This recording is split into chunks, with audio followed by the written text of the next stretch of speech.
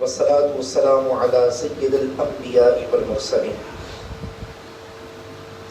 أشهد أن لا إله إلا الله وحده لا شريك له وأشهد أن محمدا عبده ورسوله أما بعد فأعوذ بالله من الشيطان الرجيم بسم الله الرحمن الرحيم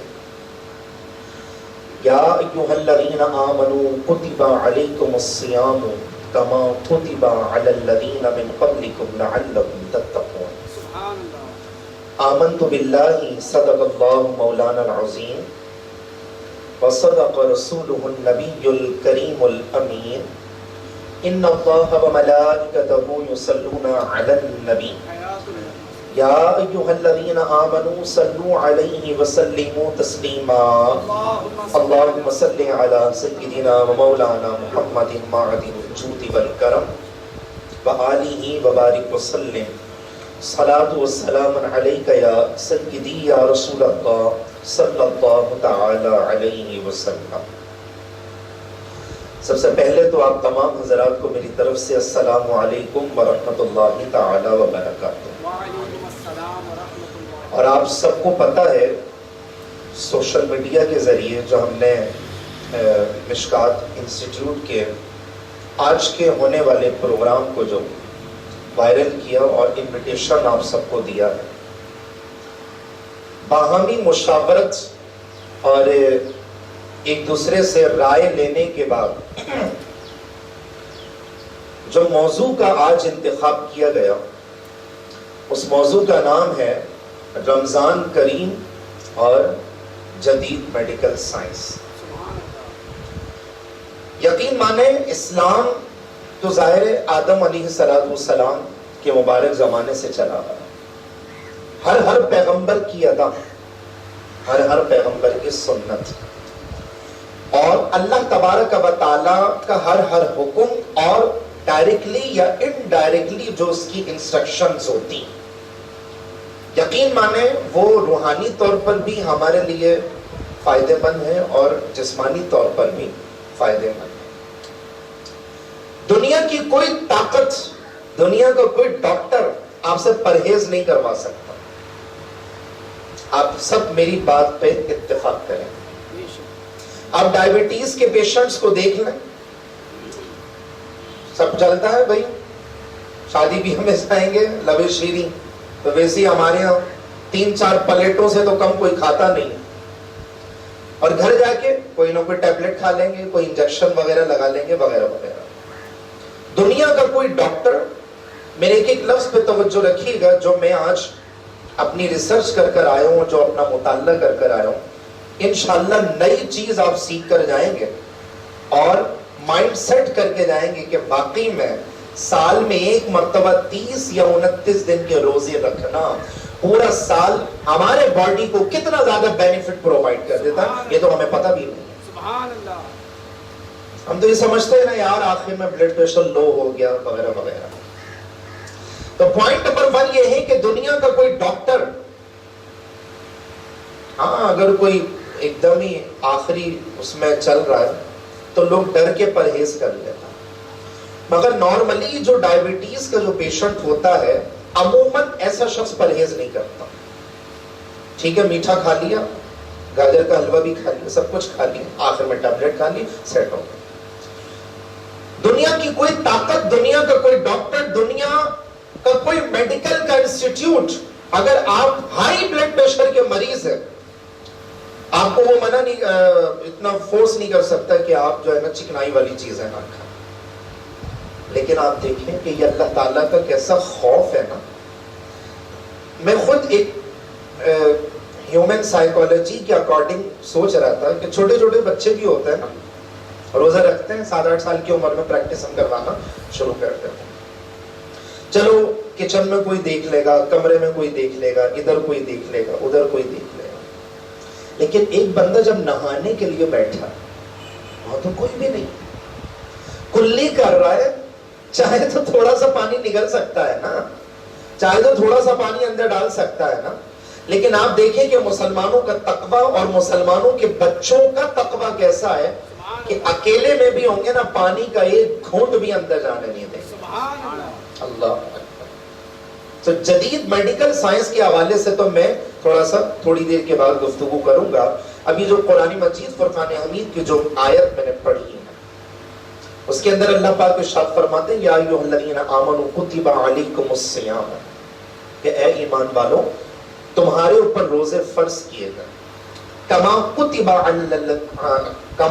علی الذین من قبلکم لعلکم تتقون، جیسا کہ تم سے پچھلے امتیوں کے اوپر فرض کیے گئے تھے لعلکم تتقون، تاکہ تمہارے اوپر تم پرہیزگار اور متقی بن جاؤ.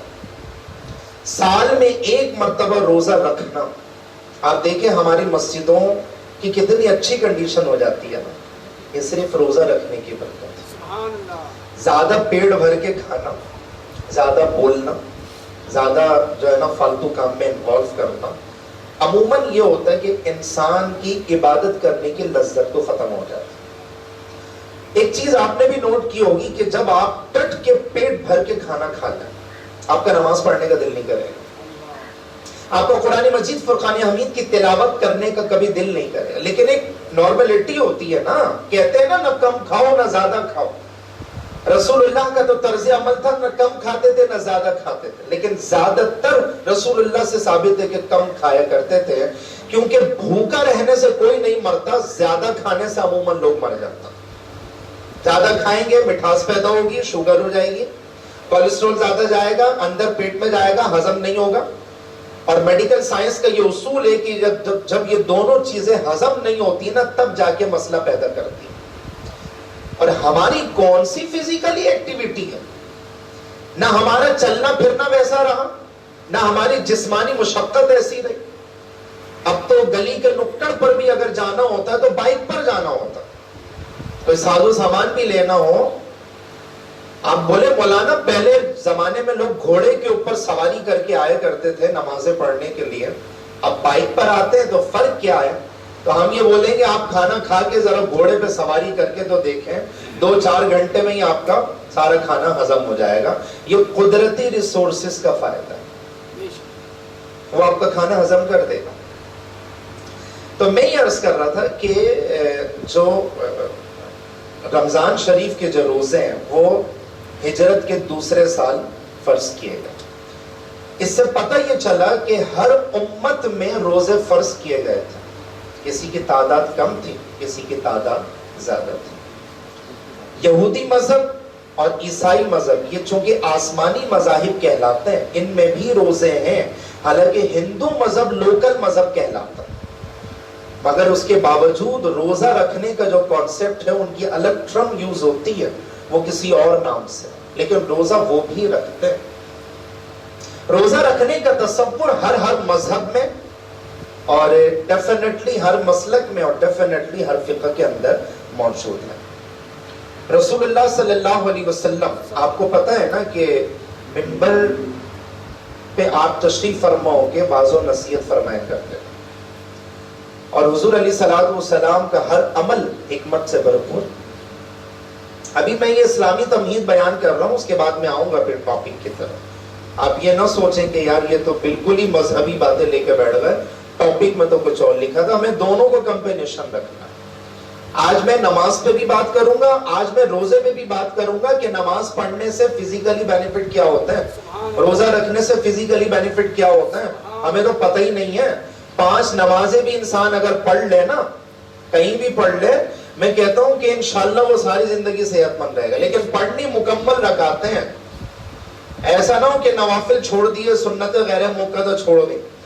ہمارے ہاں تو عشاء کی نماز میں اب یہ کلچر بن چکا ہے کہ جناب 4 رکعت فرض، 2 سنت، 3 وتر، اور پھر اس کے بعد اللہ حافظ. 17 رکعتوں میں یار کوئی تو حکمت ہوگی نا اللہ کی. 7 مغرب کی جو رکعتیں اس میں کوئی تو حکمت ہوگی. عصر کی 8 رکعتوں میں حکمت ہوگی نا. ظہر کی 12 رکعتوں میں حکمت ہوگی نا. فجر کی 4 رکعتوں میں حکمت ہوگی نا. کچھ تو حکمت ہوگی نا. ہم نے حکمت کو تو ختم کر دی. اب ایک مستند حدیث سنیں، اس کے بعد میں آتا ہوں اس کی بنا. رسول اللہ صلی اللہ علیہ وسلم منبر اقدس کے اوپر آپ نے پہلا مبارک قدم رکھا، فرمایا آمین. دوسرا قدم رکھا فرمایا آمین. تیسرا قدم رکھا فرمایا آمین. خطبہ ہو گیا, سارے معاملات سے فارغ. صحابہ عرض کرتے ہیں کہ یا رسول اللہ, ہم میں سے تو کسی نے دعا وغیرہ کے الفاظ نہیں بولے تھے, تو آمین کہنے میں کیا حکمت تھی؟ میرے آقا صلی اللہ علیہ وسلم فرماتے ہیں کہ میرے صحابیوں, جب میں نے پہلی سیڑھی کے اوپر قدم رکھا نا, تو جبرائیل علیہ السلام نے آ کر کے کہا تھا کہ ہلاک ہو جائے ایسا شخص جو اپنے ماں باپ کو بڑھاپے کی حالت میں پائے اور ان کی خدمت کر کے جنت حاصل نہ کرے. حضور فرماتے کہ جبریل کی اس بد دعا پہ میں نے آمین کہا. 2 ہفتے پہلے کا لیکچر یاد ہے؟ حضور کی دعا اور ہماری دعا, پھر اس پہ کمپیریزن, اور پھر حضور دعا کریں گے, اور حضور تو ہے ہی مستجاب الدعوت. حضور کی کوئی دعا رد کیسے ہو سکتی؟ حضور فرماتے ہیں کہ جو شخص اپنے ماں باپ کی خدمت کر کے جنت حاصل نہ کر لے, ایسا شخص ہلاک ہو جائے. جب حضور آمین کہہ رہے ہیں تو بتائیے اب ایسے شخص کا عالم کیا ہوگا؟ مجھے بتائیں کہ آج یہ مسئلہ ہمارے معاشرے میں کامن ہے کہ نہیں؟ ہمارے یہاں ایک نوجوان لڑکا, میں نے پچھلے لیکچر میں یہ بات کہی تھی, ریپیٹ کر رہا ہوں میں, کہ دودھ چھڑوانے کے بعد بچہ 5 سال کی عمر تک اپنی ماں کو کاپی کرتا, 5 سال کی عمر سے لے کے 12 سال کی عمر تک اپنے باپ کو کاپی کرتا, 12 سال کی عمر سے لے کے ٹین ایج کی عمر تک پھر وہ دوسرے کے پاس جاتا. بس گھر کے اندر اگر دونوں ماڈل پرسنالٹیز موجود ہوں تو آپ کا بچہ آپ کے ہاتھوں میں, ادروائز پھر چلا گیا. پھر اس کی گیدرنگ, اس کی صحبت, اس کا انوائرمنٹ اسے مذہبی بھی بنائے گا, اس کو سیکولر بھی بنائے گا, اس کو نافرمان بھی بنا دے گا. اس لیے گھر میں جب ٹاکنگ کیا کرے نا تو آپ جناب سے کر لیا کریں, ورنہ ہمارے پڑھے لکھے ہونے کا فائدہ کیا؟ بیوی ہے نا, کوئی مارکیٹ سے خریدی ہوئی کنیز تھوڑی ہے جو ابے تبے سے بات کی جائے. اور بچہ تو ایک ایک چیز نوٹ کر رہا ہے. مجھے بتائیں, بچہ یہ چیز نوٹ نہیں کرے گا کہ یار میرا باپ اپنے باپ سے کیسے باتیں کر رہا ہے, مجھے تمیز سکھا رہا ہے, تہذیب سکھا رہا ہے, اور اس کے بعد کبھی میرے باپ نے اپنے باپ سے نہیں کہا کہ بابا تم نے مجھے پال پوس کے جوان کر دیا, بڑا کر دیا, شادی کے لائق ہو گیا, میں صاحب اولاد ہو چکا ہوں, چلو آج تمہیں فلاں چیز پسند ہے نا ریسٹورنٹ کی, چلو لے کر آتے ہیں, گھر میں بیٹھ کے دونوں باپ بیٹے مل کے کھائیں گے. مجھے بتائیں یہ ادائیں کہاں سے آئیں؟ حضور فرماتے کہ ماں باپ کا نافرمان جنت کی خوشبو تک نہیں سونگے گا. اور روایتوں میں آتا ہے کہ جنت کی خوشبو 500 میل کی مسافت تک سونگی جا سکتی ہے. پھر دوسرا قدم جب منبر کے اوپر رکھا نا تو فرمایا کہ جس کے سامنے میرا ذکر ہو اور وہ مجھ پہ درود شریف نہ پڑھے تو ایسا شخص بھی ہلاک ہو جائے. حضور فرماتے ہیں کہ جبرائیل علیہ السلام کی اس بد دعا پر میں نے آمین کہا. ایک مختصر سا درود شریف ہے صلی اللہ علیہ وسلم, اس کو پڑھ دیا جائے. اگر آپ کے منہ میں کچھ ہے, آپ کھا رہے ہیں, تو دل میں پڑھ لیں, کیونکہ قرآن کہتا ہے النبی اولا بالمؤمنین من انفسہم, کہ یہ نبی مومنین کی جانوں سے بھی زیادہ قریب ہے. اللہ کے بارے میں فرمائیں گے شہرک سے زیادہ قریب, اور یہ نبی مومنین کی جانوں سے بھی زیادہ قریب. آپ سنتے ہیں, یہ آپ نے ذکر کیا نا ابھی, کامران بھائی نے, سلیمان علیہ السلام نے چونٹی کی آواز کو سنا 2 میل کے مسافت پر, تو پھر پیارے مصطفیٰ کی سماعت کا کون اندازہ لگا سکتا؟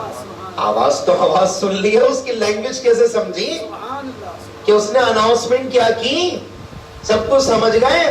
تو سلیمان علیہ السلام کے بھی تو آقا ہے نا پیارے مصطفیٰ صلی اللہ علیہ وسلم. اس لیے جب بھی حضور کا نام نامی اس میں گرامی آئے, درود شریف پڑھنا ضروری ہے. علماء فرماتے ہیں, بعض علماء فرماتے ہیں ضروری ہے, زبان سے نہ پڑھ سکیں تو دل میں پڑھ لیا کریں صلی اللہ علیہ وسلم. ہمارا درود شریف سرکار کو پہنچتا ہے. حضور خود فرما رہے کہ عام دنوں میں فرشتے مجھ تک تمہارا درود پاک پہنچاتے ہیں, لیکن جمعہ اور شب جمعہ پڑھے جانے والا درود میں خود سنتا ہوں. اب آپ نے درود شریف پڑھتے پڑھتے پڑھتے پڑھتے پڑھتے اگر دل سے یہ بول دیا کہ یا رسول اللہ مجھے شفاعت عطا فرما دیجئے گا, تو مجھے بتائیں قبول نہیں ہوگا. اب تیسرا جو اہم پوائنٹ, جس کے سمجھے کہ نقطے کے اوپر آج کی تقریر کا عنوان. حضرت جبرائیل علیہ السلام نے تیسری بددعا یہ تھی کہ جو شخص رمضان کا بابرکت مہینہ پائے، ابھی میں اس پہ تبصرہ کروں گا، جو شخص رمضان کا بابرکت مہینہ پائے اور اللہ کی عبادت کر کے اس کو راضی نہ کر لے تو ایسا شخص بھی ہلاک ہو جائے. حضور فرماتے ہیں کہ جبرائیل علیہ السلام کی اس بددعا پر میں نے آمین کہہ دیا. اور زمانے کی بات ہے، لوگ بولتے ہیں یہ مولانا پرانے زمانے کی باتیں کرنے لگ جاتے ہیں، تو میں کیا اچھی باتوں کا ذکر نہ کروں؟ ایک ہندو کا بچہ سرے عام چھوٹا سا بچہ مارکیٹ میں رمضان کے مہینے میں کھاتا پڑ مارا. ہندو تھا، عیسائی تھا، یہودی تھا، کچھ بھی، مگر مسلمان نہیں تھا. اس نے زور سے تھپڑ مارا اپنے بچے کو. جو شرم نہیں آتی رمضان کے بابرکت سرے عام تو کھانا پی رہا. تو کہا کہ بابا ہم تو روزہ نہیں رکھتے، تم بھی روزہ نہیں رکھتے، میں بھی روزہ نہیں رکھتا، تو پھر پٹائی کس بات کی لگائی؟ کہا کہ رمضان کا ادب کرنا بھی تو ہمارے اوپر ضروری ہے. آج چل رہا سب کچھ چل رہا، آج نسوار بھی چل رہا ہے، آج سارے عام سگریٹ بھی پی جا رہی ہے، گٹکا تو ایسے کھاتے ہیں کہ شاید بادام اور پستے والی انرجی آتی ہے اس سے، کہ نہ کھائیں تو شاید جسم میں ویکنس پیدا ہو جائے. آپ دیکھ رہے ہیں شاید یہ صحبت کی دوری کی وجہ سے ہم سب جو یہاں پر جمع ہے نا، ایک مائنڈ سیٹ کرنے کے لیے کہ یار اچھی صحبت انسان کو اچھا بناتی ہے اور بری صحبت انسان کو برا بناتی ہے.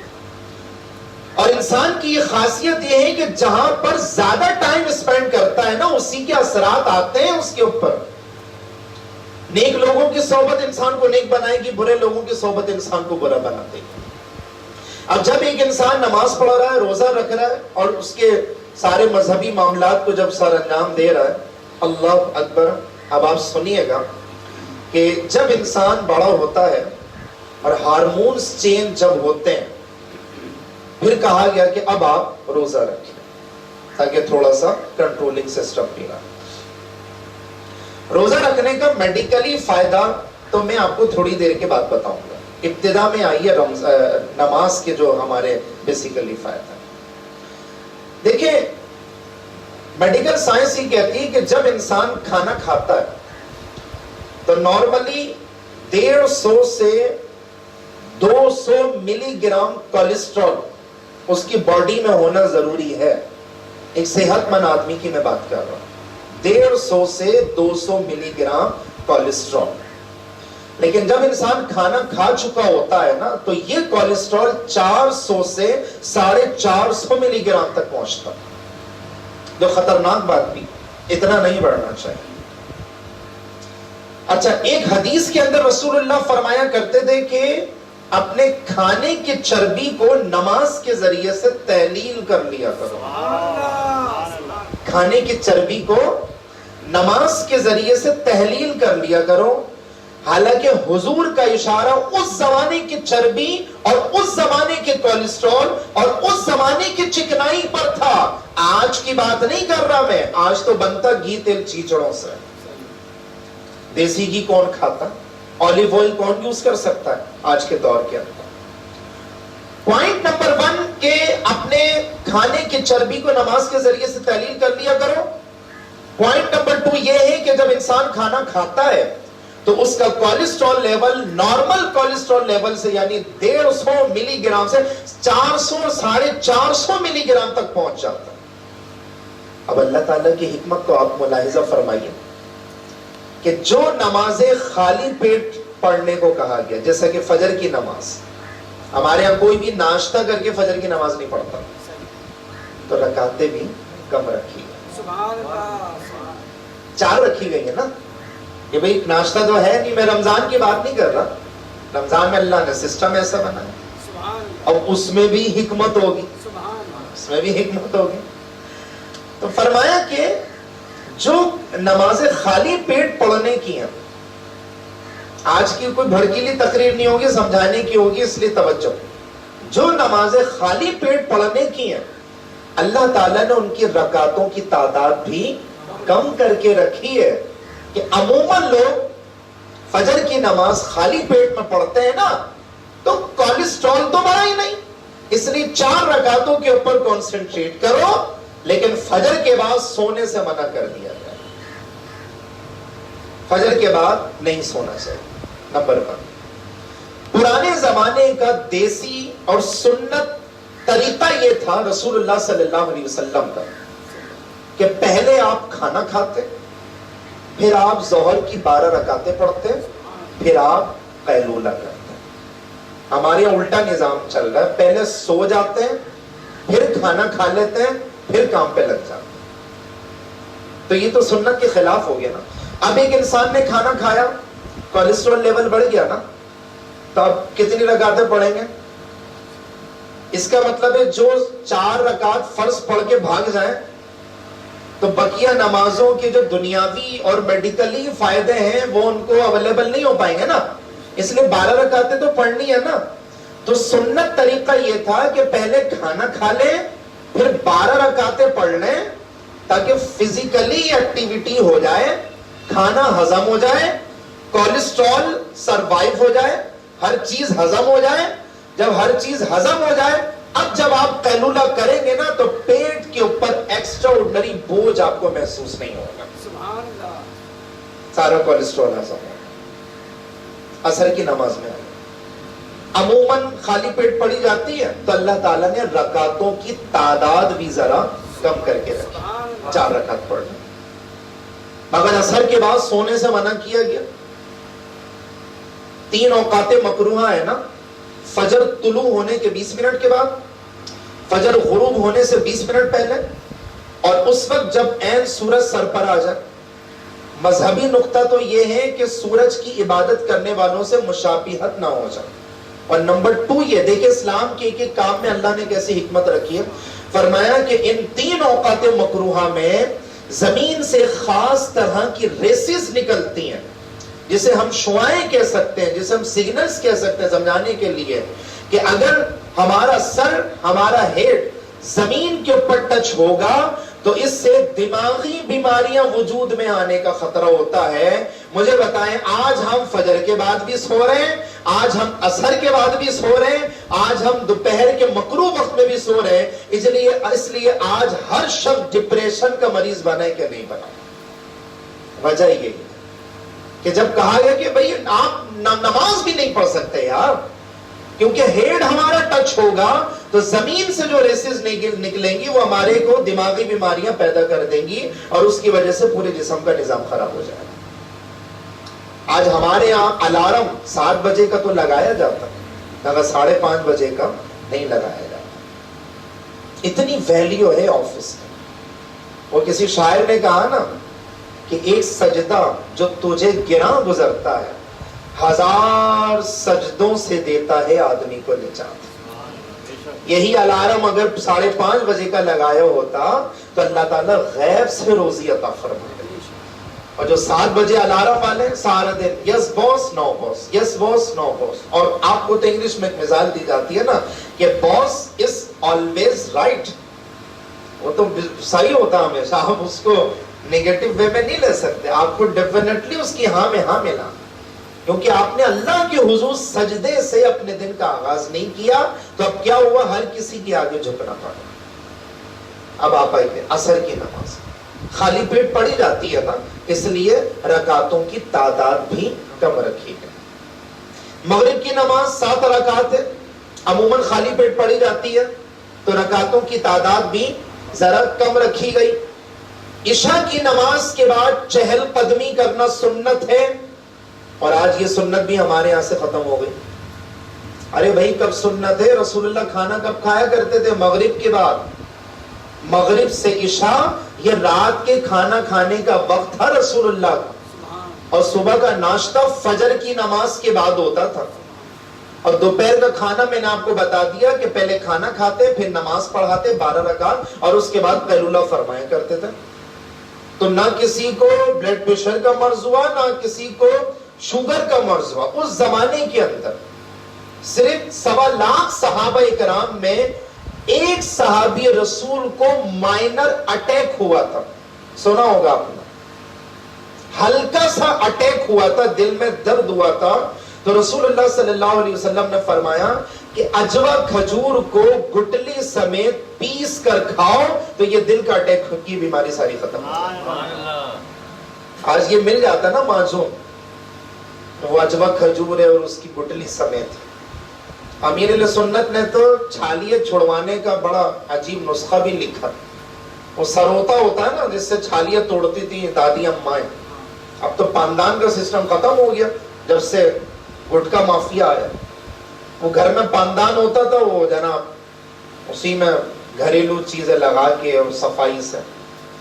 امیر علیہ سنت فرماتے ہیں جس کو چھالیاں کھانے کی لت پڑ جائے نا، وہ کھجور کی گٹنیاں لے، اسے سروتے سے توڑ کے پیس بنا لے باریک باریک اور اس کو کھا لیا کرے.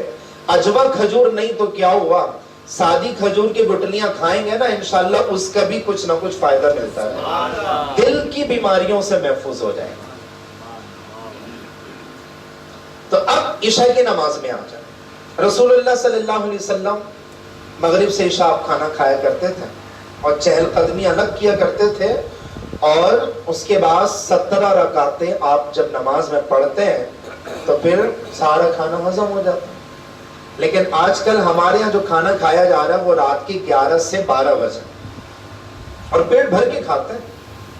پیٹ بھر کے کھانے کے بعد جا کے سو جائیں گے، پہلے کولڈ ڈرنک پیئیں گے تاکہ اور پیٹ نکل جائے اور پھر جا کے سو جائیں گے، اور پھر کوئی بیماری ہو جائے پیٹ نکل جائے پھر تون نکل جائے. ظاہر ہے جب یہ روٹین ہوگی کہ آپ کھانا کھاتے ہی سو جائیں تو ایک نہ ایک دن تو تون نکلے گی نا، ایک نہ ایک دن تو پیٹ باہر آئے گا. اور کسی کا پیٹ تو اتنا باہر ہوتا ہے، اتنا باہر ہوتا ہے کہ ایسا لگتا ہے کہ بآسانی اپنے پیٹ کے اوپر کتاب رکھ کے بھی پڑھ سکتا ہے. جسم اورنگی میں پیٹ کورنگی میں، اتنا نکلا ہوا ہوتا ہے. تو اچانک پیٹ نہیں نکلتا. کوئی بولے یار میں جب سویا تھا تو پیٹ اندر تھا، صبح اٹھا تو یہاں تک نکلا ہوا تھا. ایسا تھوڑی ہو سکتا ہے. پیٹ بڑھنے میں 1 سال لگا ہوگا نا، 2 سال لگے ہوں گے نا، تو کم ہونے میں بھی اتنا ٹائم لگے گا. اب آگے سنیے گا، فجر کی نماز، ظہر، عصر، مغرب، عشاء، ان کے کھانا کھانے کی روٹین اور کولیسٹرول لیول کا بڑھنا اور پھر گھٹنا، جو اللہ تعالیٰ نے نمازوں کی رکعتوں کی تعداد میں جو حکمت رکھی ہے وہ آپ سب سمجھ گئے. لیکن آپ کو تو پتا ہے کہ رمضان تو ماشاءاللہ کلو وشربو، کھاؤ پیو. ہم نے تو حدیث سنی ہے کہ رمضان شریف میں مومن کا رزق بڑھا دیا جاتا ہے. اس لیے مولانا کی بات سے سمجھے کہ بس سحری میں بھی کھاؤ، افطاری میں بھی کھاؤ، سحری میں بھی ڈٹ کے کھاؤ، افطاری میں بھی کھاؤ، پھر نماز مغرب پڑھ کر آؤ تو بچی کچی افطاری کھا لو، پھر عشاء کے بعد جب گھر پہ جاؤ تو اماں جان نے وہ جو فریج میں چاٹ کا جو پیالہ رکھا ہوا تھا اس میں سے بھی کچھ کھا لیا. پھر رات کے 12 بجے لو یاد آیا یار پھینی تو رہ گئی تھی، ذرا اس کو بھی بنا لیا جائے. اور پھر یاد آیا یار وہ جو پیسز بچے تھے پھل فروٹ کے وہ بھی تو رہ گئے نا، اس کی بھی تو ترکیب بنانی ہے نا. تو ہم سمجھے کہ رمضان شریف میں مومن کا رزق بڑھا دیا جاتا ہے. تو ہم سحری میں یہ سوچ کر اتنا کھاتے ہیں کہ سارا دن کچھ نہیں کھانا، اور افطاری میں یہ سوچ کر اتنا کھاتے ہیں کہ سارا دن کچھ نہیں کھایا. آئی بات سمجھ میں؟ یہاں سے بھی کھا لیا، وہاں سے بھی کھا لیا. اب بتائیں نظام خراب ہوگا کہ نہیں ہوگا؟ اب جب نظام خراب ہوگا تو اللہ تعالیٰ تو عالم الغیب والشہادہ، سبحان اللہ، وہ تو جانتا تھا کہ امت مصطفیٰ ایک آئے گی. چلو پچھلے امتی تو ذرا کم کھایا کرتے تھے، صحابہ کم کھایا کرتے تھے. جنگ بدر کب ہوئی ہے؟ رمضان میں ہوئی ہے نا، 17 رمضان میں ہوئی تھی نا. 15 رمضان سے تیاریاں ہو گئی تھی نا، 15 16 17. تو کیا روزہ نہیں رکھا ہوگا صحابہ کرام نے؟ اچھا اگر روزہ رکھا ہوگا تو کیا سحری کے اندر پھینی ہوگی، مرغن غذائیں ہوں گی؟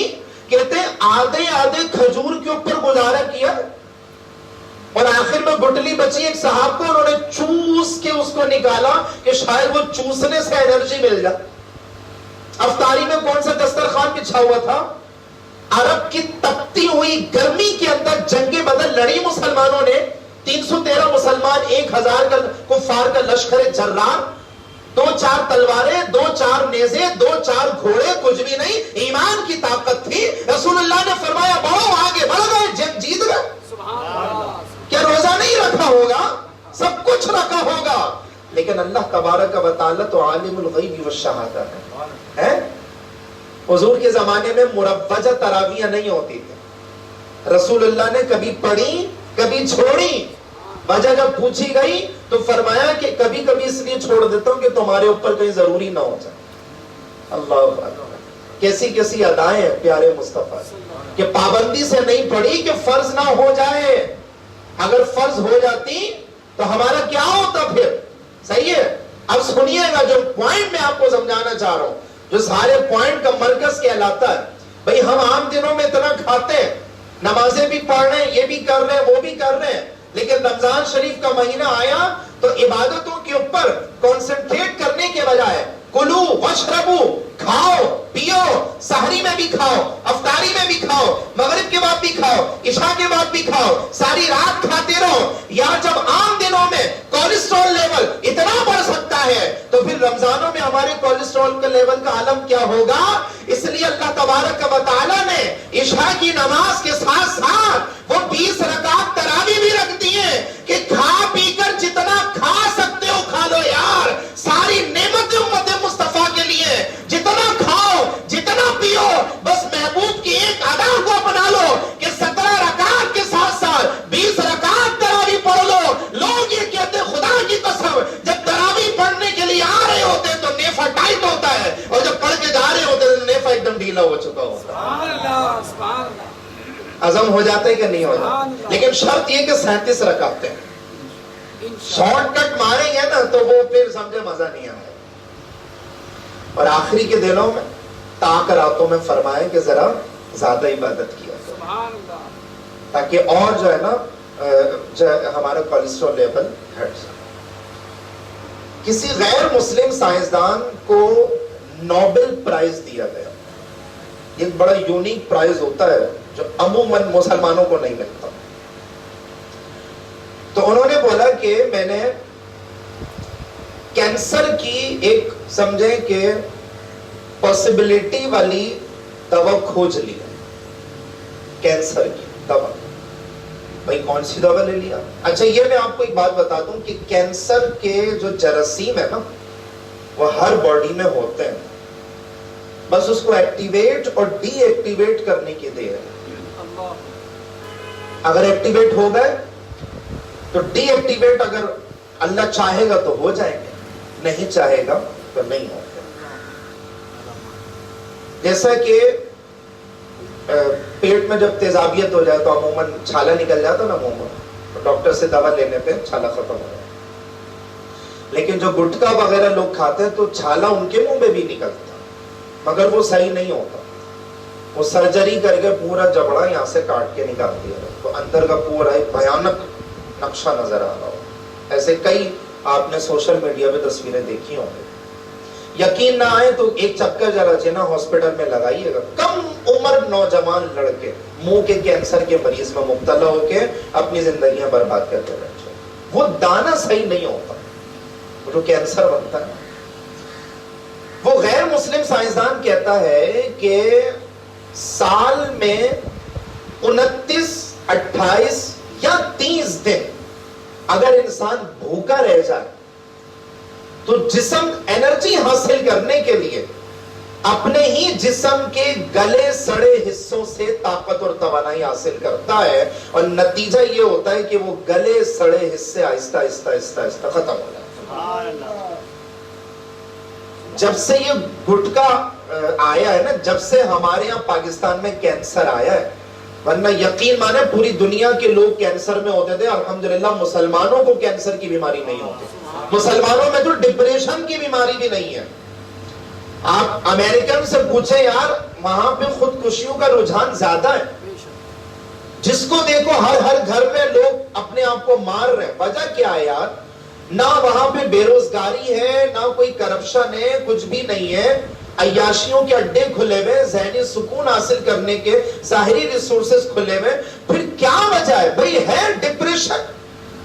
اور مسلمان سالہ سال بے روزگار بھی رہے ہیں، گھریلو جھگڑے بھی رہے ہیں، مسائل میں گھرے بھی رہے ہیں، گھریلو معاملات بھی خراب ہو جائیں، بس ایک مرتبہ مسجد میں آ کے اللہ کے حضور جو سجدہ کرتے ہیں نا، اللہ تعالیٰ ساری ٹینشن ختم کر کے گھر روانہ کرتے ہیں، ساری ٹینشن کر کے۔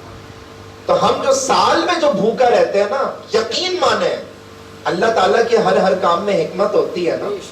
تو جسم کے گلے سڑے وہ حصے جو کینسر کے مرض میں مددگار اور معاون ثابت ہوتے ہیں، ہمارا جسم ان سے انرجی حاصل کر کے ان گلے سڑے حصوں کو ختم کر دیتا ہے، اور نتیجہ یہ ہوتا ہے کہ ہمارا جسم کینسر سے مکمل پاک اور صاف ہوتا ہے۔ لیکن شرط یہ کہ ہم مضر صحت چیزیں استعمال نہ کریں۔ یہ تو ہو گیا بہت سارے پوائنٹ کے اندر ایک اور پوائنٹ۔ اچھا، رسول اللہ صلی اللہ علیہ وسلم نے ایک اور حدیث فرمائی، ارشاد فرمایا کہ اپنے کھانے کے 3 حصے کر لو۔ ایک کھانے کے لیے، اپنے معدے کے 3 حصے کر لو۔ ایک کھانے کے لیے، دوسرا پینے کے لیے، اور تیسرا ہوا کے لیے۔ یعنی تھوڑا سا ایسا بلینک رہنا چاہیے، خالی رہنا چاہیے۔ اور ہمارے یہاں یہ ہو رہا ہے کہ ہم لوگ تینوں چیزیں بھر لیں، تینوں پارٹس بھر لیں۔ اور دوسری حدیث کے اندر رسول اللہ صلی اللہ علیہ وسلم نے فرمایا کہ کھانا کھانے کے شروع میں پانی پینا شفا ہے، کھانا کھانے کے بیچ میں پانی پینا دوا ہے، اور کھانا کھانے کے آخر میں پانی پینا وبا ہے۔ سائنسدانوں کی تحقیق کے مطابق، اب آپ سنیں جو میں آپ کو ڈرانے والا ہوں، عبد الملک بن مروان، سائنسدان کی تحقیق بعد میں بتاتا ہوں۔ عبد الملک بن مروان ایک بہت بڑا بادشاہ گزرا ہے نا مسلمانوں کی ہسٹری میں۔ تو اس نے اپنے دربار میں اپنے زمانے کے بہت پہنچے ہوئے حکیم کو بلایا اور کہا کہ حکیم صاحب مجھے صحت مند رہنے کے لیے کچھ نصیحتیں فرمائیں۔ حکیم صاحب نے بے شمار نصیحتیں کی اور یہ فرمایا کہ کھانا کھانے کے بعد پانی کبھی بھی نہیں پینا۔ حالانکہ یہ حدیث میں رسول اللہ منع کر رہا ہے کہ کھانا کھانے کے بعد پانی نہیں پینا۔ فرمایا کہ کھانا کھانے کے بعد پانی نہیں پینا، اگر زہر مل جائے تو وہ پی لینا، پانی نہیں پینا۔ سائنسدان وجہ یہ بیان کرتے ہیں کہ کھانا کھانے کے بعد ایک ہوتا ہے اسپائسی کھانا ہونا، دھسکا لگ جانا، کھانسی ہو جانا، یا ناقابل برداشت کوئی مسالے والی چیز آ جانا، تو کبھی کبھی چلتا ہے، لیکن اس کو یوز ٹو بنا لینا۔ سائنسدان کہتے ہیں کہ جو شخص کھانا کھانے کے بعد پانی پینے کا عادی رہتا ہے نا، تو اس کے جسم کے اندر جو کینسر کے جراثیم ہے وہ ایکٹیویٹ ہونا شروع ہو جاتا ہے۔ اللہ، اب آپ دیکھیں کہ رسول اللہ صلی اللہ علیہ وسلم نے جتنی بھی تحقیقات ارشاد فرمائی ہیں وہ سائنس کے عین مطابق ہے کہ نہیں۔ اس لیے ہمارے یہاں تو ہم لوگ جب چھوٹے تھے نا، ہمیں اچھی طریقے سے یاد ہے کہ 4 سال کی عمر سے ہماری اماں نے ہمیں نمازی بنا دیا تھا، یعنی برابر میں کھڑے ہو کے نماز پڑھو، یہ طریقہ ہوتا ہے۔ اور 7 اور 8 سال کی عمر میں جب پہنچے نا، تو روزہ رکھنے میں مددگار انہوں نے ہمیں بنایا کہ بھئی ایسا کرو کہ دوپہر کا کھانا نہیں کھاؤ۔ یہ میں آپ کو بتا رہا ہوں کہ بچوں کو ایسا نہ ہو کہ آپ مئی کی گرمی میں بچوں کو بول دیں کہ سارا دن کا روزہ رکھو، نہیں، بچوں کو بولیں بھئی ایسا کرو آج دوپہر کا کھانا سیکریفائز کر دو، تاکہ ایک بندہ یوز ٹو تو ہونا اسٹیپ بائی اسٹیپ۔ بچہ خوش ہوگا کہ ہاں بھئی آج میں نے دوپہر کا کھانا نہیں کھایا۔ چلو ایسا کرو کہ دوپہر کے وقت میں نا ذرا پانی کم کرو، جہاں تم 8 سے 10 گلاس پانی پیتے ہو ایسا کرو 7 گلاس کر دو، کل 6 گلاس کر دو، پھر 5 گلاس کر دو، پھر 4 گلاس کر دو۔ پھر نتیجہ یہ ہوگا کہ پورے مہینے میں بچے کو اچھی خاصی پریکٹس ہو جائے گی۔ اس لیے ہم سب کو یہ چاہیے کہ آفٹر آل، اب جو میں بات کرنے والا ہوں، ہم سب کو یہ چاہیے کہ اگر ہم رمضان شریف میں صحت مند رہنا چاہتے ہیں تو سنت کے مطابق سحری اور افطاری کا اہتمام فرمائیے۔ کھانے پینے کا نام روزہ نہیں ہے۔ ہمارے یہاں زیادہ تر لوگوں کی یہی رائے ہے کہ روزہ رکھنے سے ہم لوگ بیمار ہو جاتا ہیں، کیونکہ سحری میں بھی ہم اتنا کھا رہے ہیں، افطاری میں بھی اتنا کھا رہے ہیں، اور جتنا کھاتے ہیں نا تو وہ پھر میٹھی کے بعد نکلتا بھی، یا تو وہ نزلے کی صورت میں نکلے گا، یا تو وہ بلغمی صورت میں نکلے گا، یا تو وہ بخار کی صورت میں نکلے گا۔ اور ایک اور مشورہ، یہ بھی مشورہ سمجھیں کہ کسی غیر مسلم سائنسدان کا ہی تھا، فرمایا کہ سافٹ ڈرنک یوز نہ کریں، کیونکہ ہمارے گردے اتنے زیادہ گرم ہو چکے ہوتے ہیں سارا دن روزہ رکھنے کے اس میں کہ اچانک جب ہم لوگ کاربن ڈائی آکسائڈ والی چیزیں جب اپنے گردے کے اندر پہنچاتے ہیں تو بہت جلد مریض ڈائلائسس تک پہنچ جاتا ہے. اب اسلام کا نظریہ یہ ہے کہ ہم روزہ رکھ کے صحت مند بنیں اور ہم اپنی غلطیوں کی وجہ سے روزہ رکھ کے اور زیادہ بیمار پڑ رہے ہیں.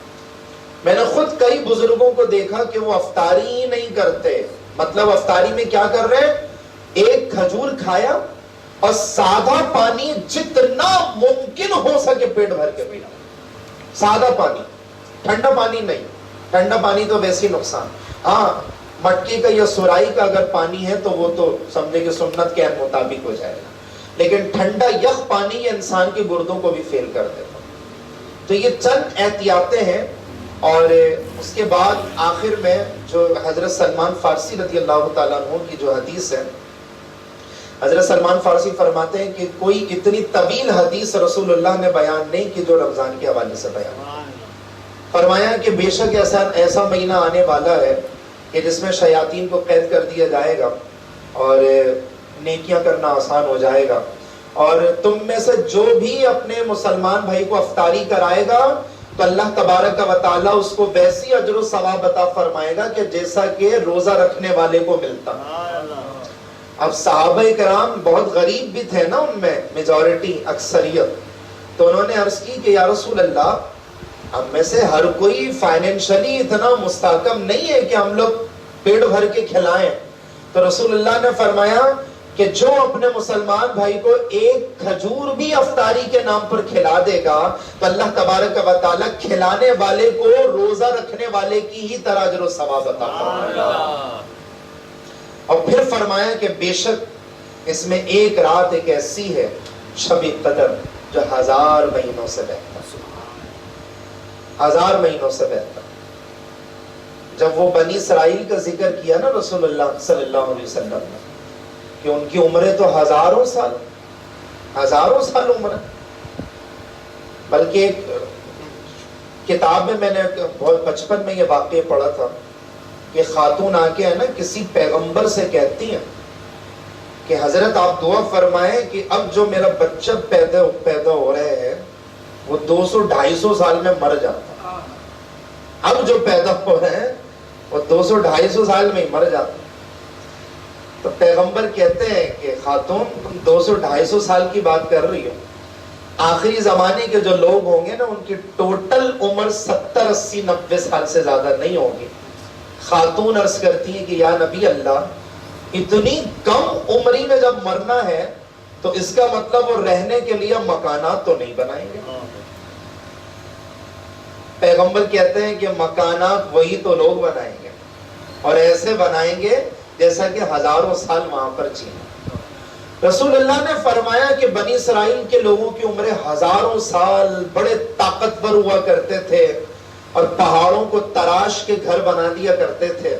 وہ گھر آج بھی موجود ہے نا مصر کے اندر. اہرام مصر کی مثال آپ کے پاس ہے. سائنسدان کہتے ہیں کہ ان کے پاس تو ایسی غضب کی ٹیکنالوجی تھی اہرام مصر میں کہ اگر اس میں کھانا رکھ دیا جائے تو 1000 سال تک کھانا خراب نہیں ہوگا. لے کر آ جائیں آج کے زمانے میں ایسی ٹیکنالوجی. وہ اہرام مصر ایک ایسا گھر ہے جو گرمیوں میں ٹھنڈے اور سردیوں میں گرم رہا کرتا ہے. کہیں سے کوئی سوراخ نہیں ہے مگر اس کے باوجود دھوپ کا لائٹ ایفیکٹ اندر لازمی پہنچتا. اور عمریں اتنی طویل اور اللہ کی عبادت میں بھی مصروف جو مسلمان ہیں. تو صحابہ کرام تھوڑا سا کمپلیکس فیل کرنے لگے، احساس کمتری. میں نے کہا نا ہے تو انسان، تو جو انسان کی نفسیات ہوتی ہیں وہ تو صحابہ کے ساتھ بھی ہیں، وہ پیغمبروں کے ساتھ بھی. تو عرض کرنے لگے کہ یا رسول اللہ ہماری عمریں تو اتنی سی ہیں، تو ہم تو پھر 1000 سال عبادت کر کے اللہ تعالیٰ کا اجر و ثواب حاصل نہیں کر سکتے. تو پھر اللہ تبارک و تعالیٰ نے شب قدر کو نازل فرما دیا. فرمایا جو ایک رات عبادت کرے 1000 سال کی عبادت کا ثواب ملے گا. اب اگر کسی صاحب کی ٹوٹل عمر 70 سال ہے تو اس کا مطلب اگر اس نے بچپن سے لے کے 70 سال کی عمر تک شب قدر کو باقاعدہ سیلیبریٹ کیا، منایا اور ساری رات اللہ کی عبادت کی، تو اس کا مطلب ہے کہ اس نے تو بنی اسرائیل کے لوگوں سے بھی زیادہ اجر و ثواب حاصل کر لیا، 70,000 سال کی عبادت کر لیا۔ لیکن لوگ یہ کہتے ہیں کہ مولانا گناہ تو پھر بھی ہو رہا ہے، رمضان شریف میں حالانکہ شیاطین و جنات قید کر دیا، تو گناہ تو پھر بھی ہو رہے ہیں۔ وجہ یہ ہے کہ پہلے زمانے میں جو سوراب سائیکل ہوتی تھی، یاد ہوگی آپ کو، بڑی ویلیو ہوتی تھی نا اس دور میں، اور چوری ہو جائے تو وہ ایک الگ ٹینشن، لوگ اس میں الگ سے بھی لاک لگا کے رکھتے تھے۔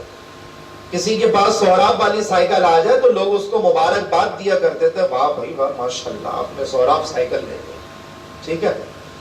تو کہتے ہیں سائیکل چلانے میں، علماء مثال دے رہے ہیں، سائیکل چلانے میں جب ہم مسلسل پینڈل تو نہیں مارتے، جب ایک مرتبہ 2-4 مرتبہ پینڈل مارتے ہیں تو پہیا خود بخود چلتا ہے۔ تو شیطان 11 مہینہ اتنا بہکا دیتا ہے، اتنا بہکا دیتا ہے، اتنا بہکا دیتا ہے کہ آخری مہینے میں اب اسے کچھ کرنے کی ضرورت نہیں ہوتی، کیونکہ ہم لوگ یوزڈ ہو چکے ہوتے ہیں نا، اس لیے رمضان شریف میں بھی ہمیں گناہ کرنے میں کوئی آر محسوس نہیں ہوتا۔ بس یہ ڈیپینڈ یہ کرتا ہے کہ ہماری صحبت کیسی ہے، ہمارے گھر کا ماحول کیسا ہے۔ اس طرح کی نشستوں میں اگر آپ لوگ حاضر ہوتے رہیں گے، کہیں پر بھی ہو، جیسے میں نے سنا ہے کہ ابھی یہ بھی پلان ہے کہ بھئی درس قرآن بھی ہوگا، تفسیر قرآن بھی ہوگا، یعنی جو یہ سمجھے کہ قرآن شریف کے تراویح میں جو قرآن مجید پڑھا جاتا ہے اس کا ترجمہ تفسیری بیان ہوگا۔ اب ہر کسی کے پاس اتنا ٹائم نہیں ہے تفسیر پڑھنے کا، اب سنیے گا، کیونکہ چند دنوں کے بعد رمضان ہے، اس کے بعد ہماری اور آپ کی ملاقات کب ہو وہ اللہ رسول بہتر جانتے۔ تو کسی کے پاس اتنا وقت نہیں ہے کہ وہ قرآن مجید کی تفسیر کو پڑھ سکے، لیکن اتنا وقت ضرور ہے کہ ہم تراویح کے بعد آدھا پون گھنٹہ نکال سکتے ہیں، آدھا پون، کہیں پر بھی آپ تراویح پڑھنے کے لیے جائیں۔ اگر اس انسٹیٹیوٹ میں یہ پروگرام ہوتا ہے تو آپ خود بھی تشریف لائیے گا اور اپنے دیگر احباب ساتھیوں کو بھی ضرور لیتے آئیے گا۔ کیا پتا آپ کی ایک ادا کام کر دکھائے اور وہ بندہ نیک بن جائے تو اس کا بھی اجر و ثواب انشاءاللہ آپ کو ملتا رہے گا۔ اللہ کی رحمت سے مایوسی نہیں ہونا چاہیے۔ تو نمبر 1، ایک تو کھانا ہم لوگ وقت پہ کھائیں گے، کم کھائیں گے، روزے پورے رکھیں گے، اور کولیسٹرول اور یہ سب چیزوں کا میں نے آپ کو بتا دیا۔ کوشش ہی کیا کریں کہ رات کو جب آپ سونے لگیں تو سونے سے پہلے چہل قدمی کر لیا کریں۔ گھر کے اندر چہل قدمی کرنا اور ہے اور باہر نکل کے چہل قدمی کرنا اور ہے۔ خواتین کا استثناء اس میں موجود ہے، وہ تو ظاہر ہے اپنے اپنے گھروں کے اندر چہل قدمی کریں۔ اور کھانے کے اپنے معدے کے 3 حصے بنا لیں، ایک حصہ کھانے کے لیے، دوسرا حصہ پینے کے لیے، اور ایک حصہ ہوا کے لیے۔ وہ کسی ڈاکٹر کی پرچی میں میں نے یہ پڑھا تھا، ان کی نیچے وہ یہ لائن لکھی ہوئی ہے کہ کھانے کے لیے زندہ نہ رہو بلکہ زندہ رہنے کے لیے کھایا کرو۔ تو ایسا نہ ہو کہ بس کھائیں پئیں اور اس کے بعد جو ہے نا وہ بیمار ہو جائیں۔ کوئی سوال اگر ہے تو دے دیں۔ کسی کو کوئی سوال پوچھنا ہو تو نماز تراویح جو ہے عمومی طور پہ لوگ چھوڑ دیتے ہیں، کوئی نہیں پڑھتا، بولتا یہ کوئی سنت ہے نہ پڑھے تو وہ بنا، کیونکہ امیر علیہ سنت موقعہ کے بارے میں فرمائیں کہ سنت موقعہ ہے، زندگی میں ایک دفعہ چھوڑ دیا تو اس کا کچھ شرعی معاملت تھوڑی بتا دیں گے، اس تراویح کا کیا حکم ہے؟ تراویح پڑھنا سنت موقعہ ہے، اور سنت موقعہ کا حکم یہ ہے کہ کبھی کبھی بامر مجبوری چھوڑ سکتا ہے، کبھی کبھی بامر زندگی میں ایک مرتبہ کا تو نہیں ہوگا شاید، کبھی کبھی بامر مجبوری چھوڑ سکتا ہے، جیسا کہ رسول اللہ صلی اللہ علیہ وسلم سے بھی ثابت ہے کہ کبھی کبھی آپ نے تراویح کی نماز کو چھوڑا بھی ہے تاکہ امت کے اوپر فرض یا واجب نہ ہو جائے۔ لیکن حضرت عمر کا جب زمانہ آیا تھا تو لوگوں میں سستی اور کاہلی تھوڑی سی پیدا ہو گئی تھی، تو حضرت عمر نے باقاعدہ طور پر جماعت کا اہتمام فرمایا اور نگرانی کی، اور ایک قرآن مجید ختم کروایا، اور پیچھے کھڑے ہو کے فرمائے، جس کو امام بخاری نے بھی وہ الفاظ لکھے کہ نعمت البدعۃ ھذہ، کہ کتنی اچھی بدعت ہے۔ اسی سے تو علماء نے بدعت کی 2 قسمیں بنا لی ہیں، ایک بدعت حسنہ اور ایک بدعت سیئہ۔ یعنی اچھی بدعت اچھی اور بری بدعت بری ہے. تو اب مثال کے طور پہ یہ میں ذہن نہیں بنا رہا بھائی, یہ آپ غلط فہمی میں نہیں رہیے گا. کسی کی دکان ہے, کسی کا کاروبار ہے, اور رمضان میں کاروبار ظاہر عروج پہ تو جاتا ہے نا عروج پہ. اگر رمضان میں کاروبار نہ کریں تو پھر عید کے بعد کے معاملات خراب ہوں. تو لوگوں نے پوچھا کوئی تو حل ہوگا نا. اچھا 3 دن اب میں اگر تراویح مکمل ختم کر دی جائے تو کیا چھٹی ہو جائے گی؟ 10 روزہ تراویح 15 روزہ تراویح اس کے بعد بھی پڑھنا ہے. ہم نے اپنی مسجد میں یہ بولا ہر کوئی اپنے دل کے مفتی سے فتویٰ لے لے کہ کیا واقعی میں تجارتی سرگرمی ہے یا روڈوں پہ گھوم کے ٹائم ویسٹ کرنا. واقعی میں دکان ایسی ہے جو چلتی ہی مغرب کے بعد, جو چلتی ہی عشاء کے بعد, اور اگر آپ نے دکان بند کی تو دکان کے اندر جتنے امپلائیز کام کر رہے ہیں, ورکرز کام کر رہے ہیں, سب کی سیلریاں رکیں گی, سب کا معاشی نظام خراب ہوگا. تو ہم نے اس کا آسان حل یہ بتایا کہ آپ کہیں بھی مختصراً تراویح پڑھ کے ایک قرآن مجید ختم کر لیں. اب وہ 3 دن بھی ہو سکتا ہے, وہ 5 دن بھی ہو سکتا ہے, وہ سب کی اپنی اپنی جسمانی صحت ہوتی ہے. بولے بھائی اب اس عمر میں 3 دن میں ہم کیسے تراویح مکمل کریں گے. تو اب کیا ہوا کہ جب آپ نے تراویح پڑھ لی نا اور ایک قرآن مجید کو ختم کر لیا, تو کتابوں میں لکھا ہے کہ تراویح کے لیے جماعت واجب نہیں ہے. تراویح کے لیے جماعت واجب نہیں ہے, ورنہ خواتین کا کیا, خواتین کو بھی تو پڑھنا چاہیے نا, تو ان کے اوپر بھی سنت موقع. تو جب آپ نے 10 روزہ تراویح کے اندر پورا قرآن مجید ختم کر لیا, اب آپ تجارتی سرگرمیوں میں انوالو ہو جائیں. اب نماز تو پڑھنی ہے, مگر اب بقیہ دن یہ آپ کر سکتے ہیں. یہ میری رائے ہے, اور یہ میری رائے شریعت سے نہیں ٹکراتی, یہ میری رائے ہے, مشورہ ہے. ہر کوئی اپنے دل کے مفتی سے پوچھے گا کہ کیا یہی سچویشن ہے کہ نہیں. 10 روزہ تراویح کے اندر آپ نے پورا قرآن مجید ختم کر لیا, اب آپ تجارتی سرگرمیوں میں مصروف ہو گئے. اب 20 رکعت تراویح آپ کہیں بھی کبھی بھی کسی بھی جگہ پڑھ لیں اپنی, آپ کی سنت موقع ادا ہو جائے گی. لیکن پڑھنا ضرور ہے. ایسا نہ ہو کہ بس 10 روزہ تراویح پڑھی اور اس کے بعد 20 دن ہم نے مکمل چھٹی کر. ہر شخص اپنے دل کے مفتی سے فتویٰ لے لے کہ واقعی میں دکان کا مسئلہ ہے, کاروبار کا مسئلہ یا ٹائم ویسٹ کرنا. تو یہ میں نے آپ کو ایک آسان حل بھی بتا دیا. کسی اور کو کوئی سوال؟